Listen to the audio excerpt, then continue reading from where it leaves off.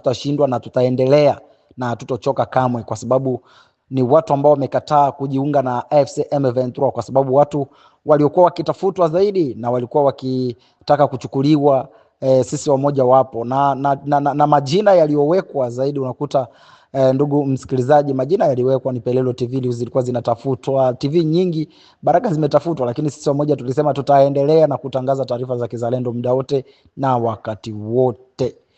Bwana, taarifa yetu siku ya leo tutakuja kuzungumzia kufuatana na tarafa la Fizi. Hali inayojitokeza sasa hivi katika tarafa la Fizi. Kwa hiyo nikisema tarafa la Fizi nimeweka pia hata na mji wa Baraka ndani, kwa sababu hapo zamani tulianza na tarafa, lakini pia ukaja mji wa Baraka, vikakuwa kama vimetengana kidogo, lakini vyote ni kitu kimoja. Tukisema tarafa la Fizi basi tunasema na mji wa Baraka, kwa sababu tarafa la Fizi katika mji wa Baraka hivyo. Natumaini naeleweka. Kwa hiyo watu wa Baraka, watu wa tarafa, nyote mnahusika kwenye audio. Sambazia wengine wapate kujua story kidogo zaidi kwa sababu ya tarafa la Fizi, kwa sababu watu wamechelewa na wamesaulika zaidi, haswa Wabembe na makabila yote ambayo yaliwahi kumuona mzee Mbeba Maono Simba, jemedari mkuu William Amuria katika mji wa Baraka. Hizi historia wanazijua vizuri tangu alipotoka maeneo ya mji wa Baraka na kujielekeza porini, kwa sababu ya lengo moja tu ya kukataa kujiunga na kutumika pamoja na huyo Kanambe, rais wa zamani wa Jamhuri ya Kidemokrasia ya Kongo ambaye anajiita Joseph Kabila. Kwa hiyo watu wengi historia hiyo walijua. Na William Amuria Kutumba alipigwa sana, alifukuzwa sana, alifanywa hatua yoyote ile ili wamshike na ili auawe, sio tu kushikwa, ili auawe. Lakini alikataa na kusema mimi kama nipo na nipo mzima ni lazima nifanye nini? Nipambanie tarafa letu la Fizi, nipambanie mji wa Baraka, vitu kama hivyo. Nataka kuambia kitu kimoja, ni kwa sababu gani nataka kuzungumza haya. Nimeamua kuzungumza haya ni kwa sababu watu wanashindwa kujua malengo, au wanashindwa kujua umuhimu, wanashindwa kujua utu wa wazalendo, wa majimaji, wa maimai. Watu wanashindwa kuelewa.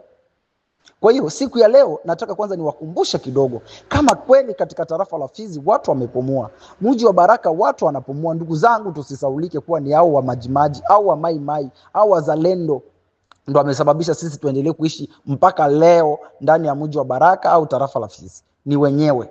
Kwa sababu wangekubali kutumika na huyo Kanambe wakati ule miaka 18 madarakani. Sometime tuniwaambie tu kweli, hii tarafa la Uvira, Mwenga, wapi, kuanzia Bukavu zingechukuliwaga mapema zaidi na waasi wangetutawala, waasi wangetutawala, Wanyarwanda wangetutawala zaidi na zaidi na milele mpaka leo tungekuwa tunatawaliwa. Sometime labda sisi wamoja tungekuwa tunaongea hivi tunavyoongea hapa kwa miaka iliyopita. Mheshimiwa Simba ambaye ni William Amuria Kutumba angekubali tu mara moja, ilikuwa ni kesi kubwa zaidi kwa wakongomani waishio katika tarafa la Fizi na mji wa Baraka. Kwa hiyo nataka niwakumbushe kuwa tusiwadharau watoto wetu wazalendo, tuwasupport watoto wetu wazalendo, tukumbuke tulikotoka. Hii nawaambia ukweli kabisa, isingekuwa hawa watoto wetu, tarafa la Fizi na Baraka kwa ujumla vingekuwa vimekuwa na milikiwa zaidi na waasi au Wanyarwanda ambao wanajiita kuwa ni Wanyamlenge, wangetumiliki. Lakini kwa nini tunakuwa tumesahulika mambo yote? Wabembe wanaanza kujiunga kwa Wanyarwanda. Wabembe wengi wa Fulero wanani mnasaulika, mnaanza wewe Mfulero unaanza kukamatisha tarafa la Fizi. Mbembe unaanza kukamatisha tarafa la Uvira. Yaani mnaanza kufanya, unajikuta kila mtu anakuwa anakula kwa maslahi yake. Ndugu yangu niwaambie kitu kimoja, baada ya vita ni sheria. Après la guerre c'est la justice. Itafanyika. Unaweza ukachukua majukumu leo na ukajihisi vizuri kabisa katika maisha yako na unakula, wanakupatia unakula, lakini pia wanaweza kukuachilia waasi ukaenda na ukatembea gisi unavyojisikia. Lakini serikali haisinzii baba yangu, serikali haisinzii mama yangu, serikali haisinzii kaka yangu, dada yangu, mjomba, serikali haisinzii vijana, serikali haisinzii. Unaweza kuona kabisa hao wamelala hapa, acha tu nifanye gisi ninavyojisikia. Kuna wengine ukitaka kuchukua na kushika kwenye mkono, nilifikiria ulikuwa unalala. Silali. Naweza kuwa ninalala kihisia lakini kimawazo silali. Kwa hiyo nawaambia kitu kimoja ndugu zangu, wakongomani wenzangu, wana tarafa la Fizi na mji wa Baraka. Tukumbuke tulikotoka. Tukumbuke majanga tuliyopitia, tukumbuke hatua iliyotufanya tufikie mpaka hapa, kuanza kuchukiana na hao Wanyarwanda ambao pia wengine wanawaita ni Wanyamulenge. Kwa hiyo niwaambie kitu kimoja, tukumbuke wapi tulikotoka na wapi tunakoenda. Ndugu zangu, tuache haya yote, kubebana ya nini? Kiongozi ni mmoja. Nyota ikisha mshukia mtu mmoja, haishukii watu wawili, na hakuja kuwa viongozi wawili, hakuja kuwa marais wawili. Kila mmoja ana wa chini yake. Kuna mkubwa wa chini, zaidi ya chini, zaidi ya chini, zaidi ya chini, mpaka wa mwisho anakuwa ni mwanamemba tu kamili, na sisi wa raia wa tofauti.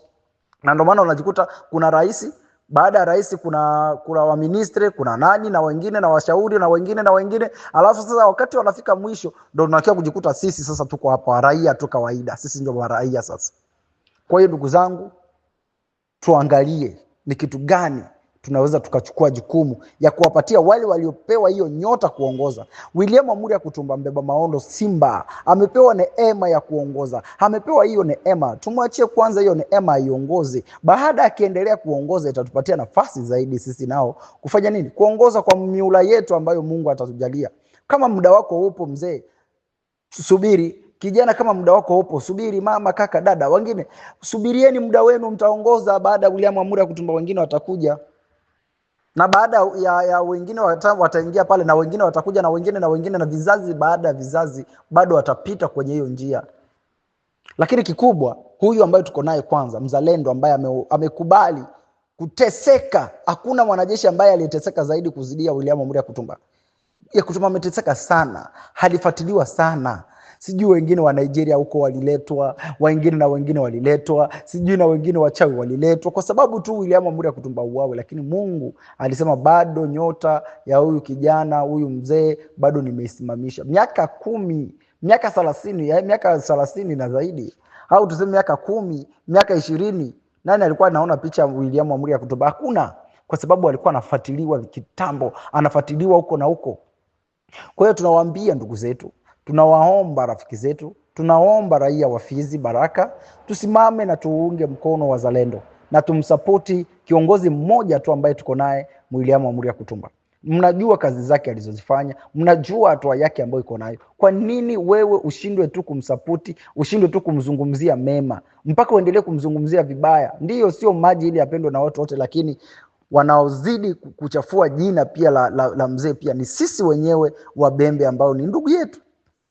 Kwa hiyo tunawaombeni sana rafiki zangu, tunaombeni sana ndugu zetu, huu ni muda wetu wa kumsapoti William Amuri Kutumba asonge mbele. Nyota imeng'aa dunia nzima. Tukimpatia hiyo sehemu, tukimpatia hiyo nafasi, ndugu yangu, na uhakika tutatoboa na kabila letu litajulikana dunia nzima zaidi ya hivi tunavyojulikana leo. Itakuwa ni marudufu sasa. Tusimame kidete, tusimamie, tupambanie kiongozi wetu, tumuunge mkono. Chochote anachokikosa tukifanye kwa sababu yake, ili tuendelee mbele, kwa sababu ni kiongozi mzuri ambaye ana mafikiri mazuri. Labda wale ambao wangekuwa kanisani wangesikia kile alichokiongea ndugu yangu, ilikuwa ni hatari. Maneno yaliongelewa kanisani jana ilikuwa ni hatari. Maneno ya busara, maneno ya kujenga, maneno ya kutoa watu machozi na kusema kweli tuna kiongozi mwema, tuna kiongozi, tuna nyota iliyosimama, tuna Mungu ambaye ni mzima zaidi katika ulimwengu huu ambao tuko nao hapa. Sometime angekuwa hata ni mtu mwingine zaidi, sidhani kama tungekuwa tumefikia hii hatua. Asante sana, tuko pamoja. Mungu awabariki, na tuendelee kuwasapoti wazalendo wetu, tuendelee kuwapatia nafasi na tuendelee kuwaona. Kisha Wabembe wanasema mtuna wabu. Kiukweli katika Biblia na mambo mengi sana ambayo imezungumza, lakini pia tukikumbuka hiyo, tumekuwa katika karne nyingine kuwa mtu wa Adamu atadharaulika kwao. Ndio hii sasa, hii ndio utakuta hapa akichukuliwa tu hapa aende sehemu zingine, Bukavu anamlia huko. William Amuri Kutumba akifika Bukavu pale akisema tu kwa tumekomboa Bukavu, tumeenda tunakomboa Bukavu, William atakuwa na magari maelfu, atachukuliwa, sijui atachukuliwaje huko.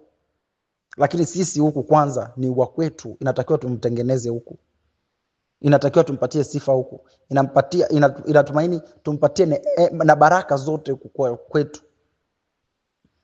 Na ikikuwa inasadikika sisi ndo wa kumsema sema vibaya, sisi tu Wabembe, sasa watu wengine sasa Sisi tunawapatia nafasi. Wewe mwenyewe kwanza mpendi William. Unakuta maneno yatakuwa mengi kwenye mitandao.